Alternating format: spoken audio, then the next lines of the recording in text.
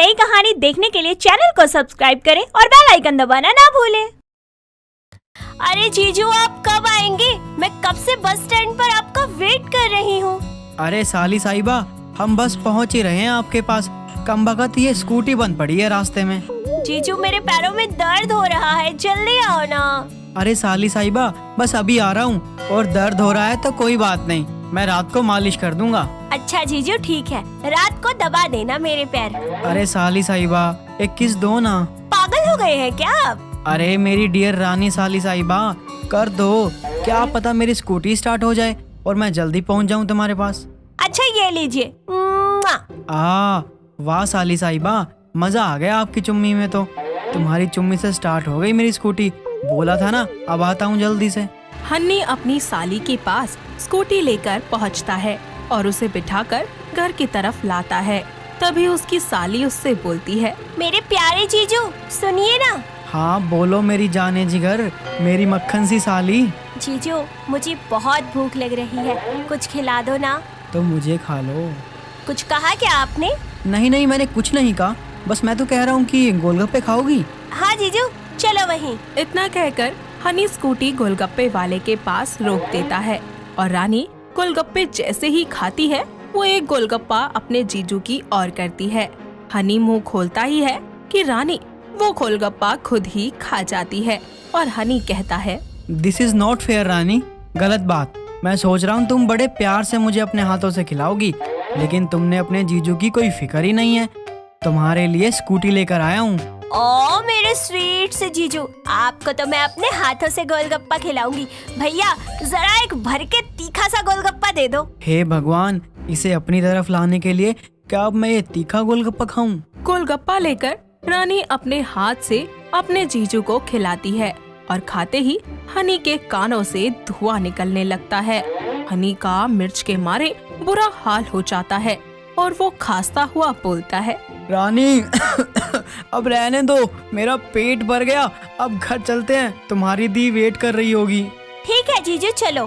तभी हनी रानी के ख्यालों में खो जाता है और रानी उसके हाथ पर काटकर उससे बोलती है, वैसे किसके ख्यालों में खो गए आप? मेरा हाथ। अरे साली साहिबा, ये क्या किया आपने? जीजू, मैं आपको कितनी देर से बोल रही हूँ कि दीदी के पास ले चलो, लेकिन आप है कि अपने ख्याली दुनिया में इतना बिजी है, आपको मेरी आवाज ही नहीं सुनाई दे रही। इतना बोलकर हनी उसे अपनी स्कूटी पर बिठाता है और ऐसे ही दोनों घर पहुंच जाते हैं। रानी डोरबेल बजाती है और नीलू दरवाजा खोलने आ जाती है। साथ ही अपनी बहन को देखकर उसे गले लगाते हुए कहती है, अरे मेरी लाडो रानी, तू आ गई। तुझे ज्यादा परेशान तो नहीं किया ना तुझे तेरे जीजू ने? अरे नहीं दीदी, जीजू ने तो मेरा बहुत ख्याल रखा, मुझे गोलगप्पे भी खिलाए। आप कैसी हैं? अच्छा, मैं तो ठीक हूँ। वैसे आज मैंने तेरा फेवरेट टेंगी पास्ता बनाया है, खाएगी ना? हाँ दी, बट थोड़ी देर बाद। अभी गोलगप्पे खाए थे ना। कुछ ही घंटों के बाद तीनों एक साथ खाना खाते हैं और सोने चले जाते हैं। वहीं नीलू अपने कमरे में सो रही होती है कि तभी रानी उसके कमरे का दरवाजा बजाती है और कहती है, दी, जीजू, ओपन द डोर, मुझे नींद नहीं आ रही। लगता है साली साहिबा इधर आना चाहती हैं। क्या हुआ रानी, तुम्हें नींद नहीं आ रही क्या? नहीं जीजू, मुझे नींद नहीं आ रही। क्या मैं आप दोनों के साथ सो जाऊं? आज तो मजा आएगा, साली जी के साथ सोऊंगा। हाँ आ जाओ, यहीं सो जाओ अपनी दी के बगल में। इतना कहकर वो दोनों भी बेड पर लेट जाते हैं। रानी सोने की कोशिश करती है, लेकिन उसे नींद अभी भी नहीं आती, तो वो करवटें लेती रहती है और करवट लेते हुए वो अपने जीजू को जोर से जमीन पर गिरा देती है, जिसके बाद धम से आवाज आती है और फिर हनी चिल्लाते हुए कहता है, अरे राम, मर गया। मेरी कमर। ओ जीजू, आपको लगी तो नहीं? कैसे गिर गए आप? पहले गिरा दिया साली साहिबा आपने, अब कह रही हो लगी तो नहीं है। अरे मेरी कमर में बहुत दर्द हो रहा है, उठाओ मुझे। सॉरी जीजू, आप फिक्र मत कीजिए, आप अभी ठीक हो जाएंगे। मैं आपको मालिश कर देती हूँ कमर में। सच? ऐसा करो रानी, बहुत दर्द हो रहा है, तुम्हारी दी उठ जाएगी यार। ऐसा करो, दूसरे कमरे में चलकर तेल लगा दो। इतना कहकर उसे कंधे के सहारे रानी कमरे में ले जाती है और बेड पर लिटा देती है। साथ ही ऑयल लगाकर उसकी मालिश करती है और बोलती है, जीजू अब आपको ठीक लग रहा है ना? नहीं साली जी, थोड़ा नीचे करो। यहाँ अब ठीक है? साली जी मजा आ गया। आपके हाथों में तो जादू है और कितने मखमली कोमल जैसे हाथ हैं आपके। वो तो है ही जीजू। अब आपको अच्छा महसूस हो रहा है ना? हाँ साली जी।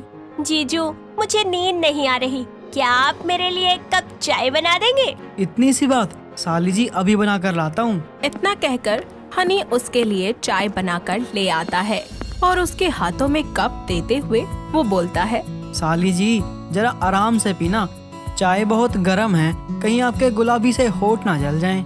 जीजू वैसे मैं चाय से ज्यादा हॉट हूँ। क्या बात कही साली जी आपने, इसलिए आपके लिए एक शेर है। कहाँ बजती है एक हाथ से ताली, अरे कहाँ बजती है एक हाथ से ताली, अब पुरानी हो चुकी है मेरी घरवाली। इस बार होली पर रंग लगाने के लिए मुझे चाहिए तो चाहिए सिर्फ मेरी प्यारी सी साली। वाह जीजू, अच्छा दीदी को बताऊं आपने उन्हें पुरानी कहा? अरे साली जी सिर्फ शायरी है, वैसे साली जी आप होट बहुत हो। अरे जीजू आप भी ना।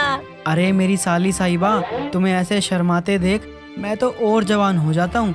तुम्हें पसंद है क्या ऐसी बातें करना मुझसे? अरे जीजू आप भी ना, मुझे नहीं पसंद आएगा तो किसे पसंद आएगा? ऐसे ही अगले दिन नीलू मार्केट चली जाती है और रानी अपने जीजू से कहती है, जीजू आज मुझे अपने हाथों से खाना बनाकर खिला दो।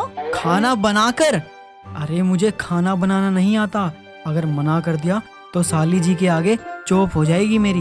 क्या हुआ जीजू, खाना बनाना नहीं आता क्या? अरे साली साहिबा आता है, मैं बनाऊंगा ना, तुम बताओ क्या खाओगी?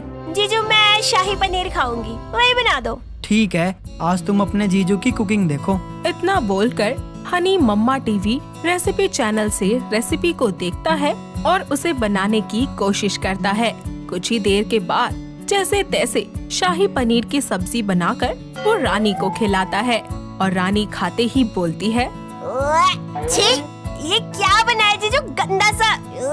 अरे सही से देखो, वही है छोटा छोटा। दोनों एक दूसरे से बातें कर ही रहे होते हैं कि तभी नीलू घर वापस आ जाती है और जैसे ही रसोई में सामान रखने के लिए जाती है तो रसोई की तहस नहस देखकर वो गुस्से में आग बबूला हो जाती है और उन दोनों से बोलती है, ये क्या, ये मेरी रसोई का हाल किसने किया? रानी मुझे बता ये सब क्या है और किसने किया? दी जीजू ने किया है ये हाल रसोई का। मुझे शाही पनीर बना के खिला रहे थे, मैंने तो कहा था कि मुझे नहीं खाना, लेकिन ये जबरदस्ती बनाने में लगे पड़े थे। हाय राम, ये सारी साहिबा तो पलटी खा गई, अब मुझे सुनवाएगी नीलू से। तुम्हारी ये मजाल, तुमने मेरी रसोई को सड़ा दिया। आज तक कभी मेरे लिए तो कुछ बनाया नहीं और आज। अरे दीदी बस करो ना, मत डांटो ना जीजू को, कोई बात नहीं, हो जाता है कभी कभी। जैसे मेरी रसोई सड़ाई है ना, वैसे इसे चमका दो, वरना मैं तुम्हें ऐसा चमकाऊंगी कि सड़ाना भूल जाओगे। अरे मैं कर दूंगा मेरी माँ, सब साफ कर दूंगा मैं, ऐसे डराओ मत मुझे, गुर्दे बाहर आ जाएंगे मेरे वरना। जल्दी जाकर साफ करो और उसके बाद मुझे चाय बनाकर पिलाना। नीलू की बात सुनकर हनी रसोई को साफ करता है और घंटों बाद उसे चाय बनाकर सर्व करता है। तभी वो अपनी साली से बात करने के लिए उसके पीछे पीछे चला जाता है और देखता है कि वो सामने वाले घर में जाकर वापस आई है और उसकी लिपस्टिक हटी हुई है।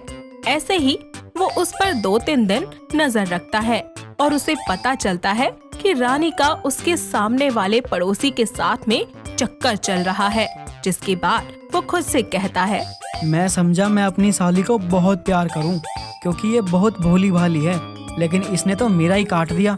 अब साली सिर्फ साली बनकर रहेगी, नहीं जाऊंगा इसके पीछे। दोस्तों अगर आपको ये कहानी पसंद आई तो इसे लाइक करें, शेयर करें और कमेंट करके बताएं कि कहानी में आपको सबसे अच्छा क्या लगा।